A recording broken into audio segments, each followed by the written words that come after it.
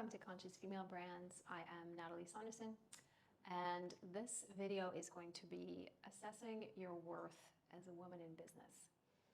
And I use the word worth because it is so subjective based on who you ask.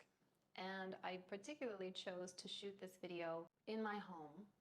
I had a lot of makeup on, have some menstruational skin going on. I am in the middle of my Tuesday. There is no need to shoot this video.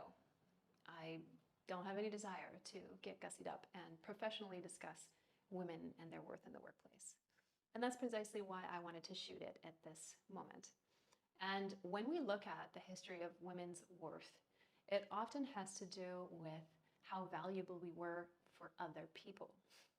And this is a really important step to help you understand why you've taken on certain roles in your work life that you have, maybe the way that you run your career. Usually, if you look back, you're going to track areas that you either did or didn't step up, places where you maybe accepted less than you felt you were worth.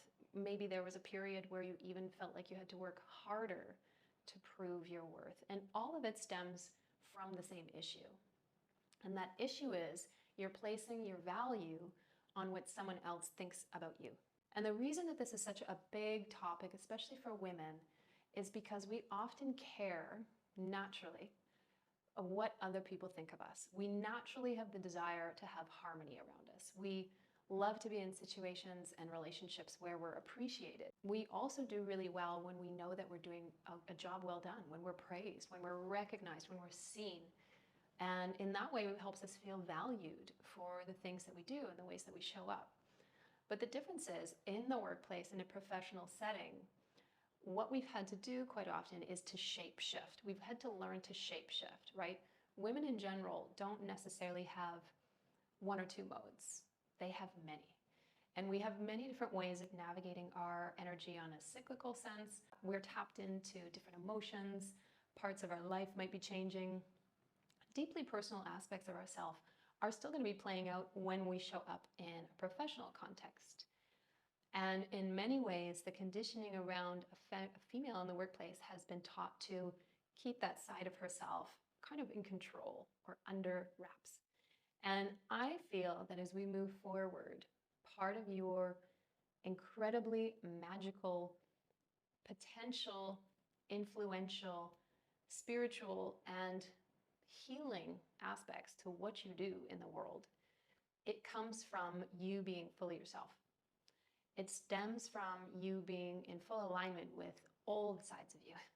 It stems from letting go the idea that we need to wear these masks and we need to present ourselves in a certain way and we need to be perfect when we do that. And that's not to say that, there can't be some exploration and range within how you show up, how you want to show up, because that's a natural expression of who you are and how you feel, and that can change. But when we have the expectation, or when we hold the conditioning in our system that we're only worthy if we X, Y, Z, then we're actually taking our power away by saying that we have to do this before we're worthy. And this comes up a lot specifically in the way that women price their work. It comes up a lot in the way women give themselves permission to step into a bigger role in their work. It comes up a lot in the idea that women can even receive or anticipate more success for themselves. Because if we don't anchor in that sense of self-worth first, it doesn't matter how hard you work. You don't actually believe that it's capable or that you're worthy of receiving a larger playing field to create in, which is, in my eyes, a business life. In your business life, you have an arena where you show up and you trade skills. That is the nature of business. And if you don't feel like you're worthy to be in bigger fields, in bigger audiences, or in bigger rooms with more people, then you likely won't end up in those arenas. And the reason that I think we need to move away from the idea that money is a fixed, solid amount, right? This many hours should equal that much amount of money. Well, if we were to really look at it, it depends fully on who's showing up for that role. And the only person who can say yes or no to showing up for that role is you. You have to understand, as you start to create your business, what roles do I really deserve to take on? Or what roles do I feel are going to drain me? That's not going to serve the direction I want to go in as a person. What value do you place on your time? And that will likely change as you become older, as you become more experienced, and also when you know more about what it is that you're offering. And the beauty of being a woman that gets older and still shows up in the workplace is that you have so many more facets of you available, right? You likely have more interpersonal skills. You likely have more job experience in whatever you're discussing, whatever your area of expertise is. You likely have the adaptability to be several different roles in that business. And all of that deserves a value amount. And the only person that can decide what that value amount is you. And so I invite you to look at where you've personally placed your value.